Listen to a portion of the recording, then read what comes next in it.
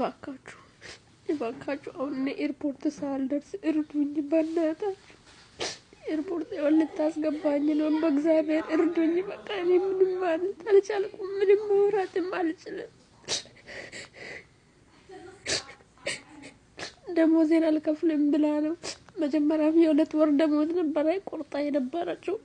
ከዛ አሁን ደግሞ ይሄን ደሞዝ አልሰጥም ብላኝ ከልክላለች ከዛ ደሞዜን ስጪኝ ደሞዜን አልሰጠችም ብዬ ቢሮ ሲደውል ቢሮቹ ደግሞ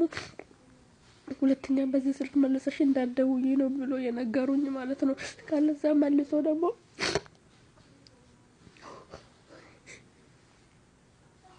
ተሳስተሽ በዚህ ስልክ እንዳትደውይ ነው ያሉት ከዛ መልሼ ስደውልላቸው ስልካቸው አይሰራም እና ሊያነሱኝ ብለዋል በእናታችሁ እኔ ኢትዮጵያ መሄድ አልችልም ኢትዮጵያ ማወድ እኔ አልችልም በእናታችሁ እርዱኝ ኤርፖርት እያስገባችኝ ነው ኤርፖርት